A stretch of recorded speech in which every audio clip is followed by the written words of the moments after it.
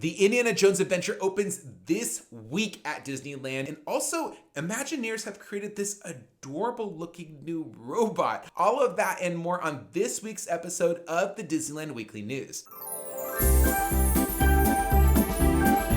Welcome to the Disneyland Weekly News. I'm David Vaughn, and this is for the weeks of March 2nd and 3rd. I know, I missed last week in catching us up once again, but last week was Princess Night, and honestly, making all of that content in 1 week is a lot. So I got that video out last week, and then I went to Walt Disney World, but I am back now filling you in on the last couple of weeks of Disneyland news. So let's get right into it. First up, the Indiana Jones Adventure will reopen at Disneyland on March 17th. We finally have that reopening date after all this time. It's been closed for about 3 months under extensive refurbishment, and we only knew that it would reopen sometime this spring. It is a welcome return as long as some of the major effects are fixed for a long time. That's at least my take on it. Also, more good news, Grizzly River Run at Disney California Adventure also reopens on Friday, March 17th. This typically goes down during this time of year just for like a seasonal refurbishment. Next up, we have another major Disneyland attraction closing for what could be an extended period of time. The Matterhorn Bobsleds is scheduled to close on April 17th, and we don't have a reopening date just yet. Now, this reminds me a lot of what we had with Indiana Jones Adventure, where Disneyland just basically said like, hey, we're closing it and it'll open sometime in the future. But this time it's not even listed as opening like maybe this summer, and it could be anywhere from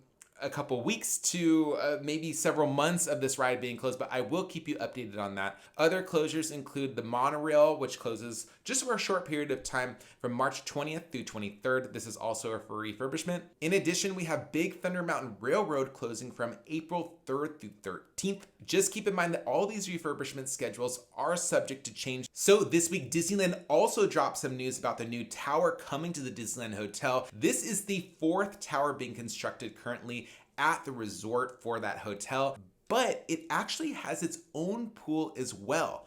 This modern noon pool at the villas of the Disneyland Resort Hotel will feature a snack bar, cabanas, and more. It looks really awesome. It's definitely got that modern take, and it'll be really cool to see this pool next to the other pool. So we'll kind of have a couple different options for people staying at those villas. Disneyland also dropped when the villas will open, and that will be on September 28th. Bookings have already begun for Disney Vacation Club members as well as Magic Key holders. You can also just wait until March 17th. These will drop for sale on Disneyland's site. You'll be able to pay cash to stay at one of these spots. All right, so back over at Disneyland Park, some great news. If you like the fireworks at Disneyland and Fantasmic, those start playing nightly beginning March 17th, and they run through April 16th. Not only Wondrous Journeys every single night with fireworks, but also run Fantasmic a couple times a night. Yes, and that means it's time for Snack of the Week. This week I'm bringing you a snack from the Disney California Adventure Food and Wine Festival. I raved about this one before on my review of the snacks. This is Kenny's Family Cheesecake. It is served at the Berry Patch Marketplace. This is actually a recipe from Disneyland's president, Ken Patrick, hence the name Kenny, but it is so creamy and delicious, and the berry compote on top is just absolutely divine. Hands down, get this the next time you're in there. It's $6.50 at the Berry Patch in back of Carthay Circle.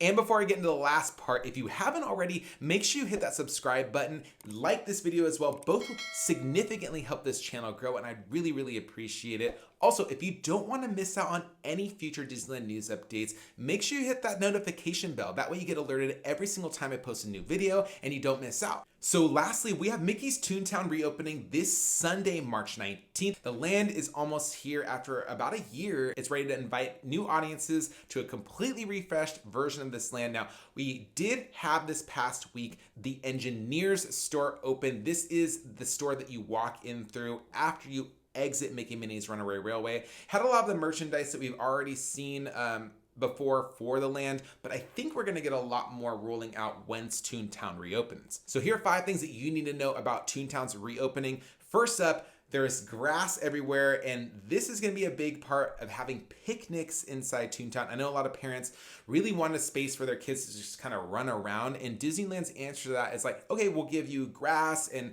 areas that they can play on, and you can also buy a picnic basket at Good Boy Grocer. Comes with a few snacks. I talked about this before, but this will be really, really cool just to be able to kind of chill out. And, you know, if your kid needs a break and maybe a little bit of a nap, or if you're an adult and you need a little nap, I don't know, maybe you could just sleep in the middle of Disneyland on the grass. I don't know if that's going to be totally allowed for adults, but maybe it is. That might be a really nice way to spend your day in the park, right? Also, Goofy's house is now a candy making factory, and there will also be a play yard for kids to run around, just like they had before, but it's a bit different. There's gonna be a lot more interactive kind of touch feel type things. And Donald's boat has also become Donald's Duck Pond Splash Area. So this will be like a water area in Toontown for kids. They can get wet, they can get splashed, all those really fun things that kids like to do inside theme parks. Now, if you've been wondering about some of the attractions returning, we have Mickey Minnie's houses still coming back, as well as the roller coaster, but it'll be rethemed to Chip 'n Dale's Gadget Coaster. And this seems to be based on the new Chip 'n Dale Rescue Rangers sort of live action movie that came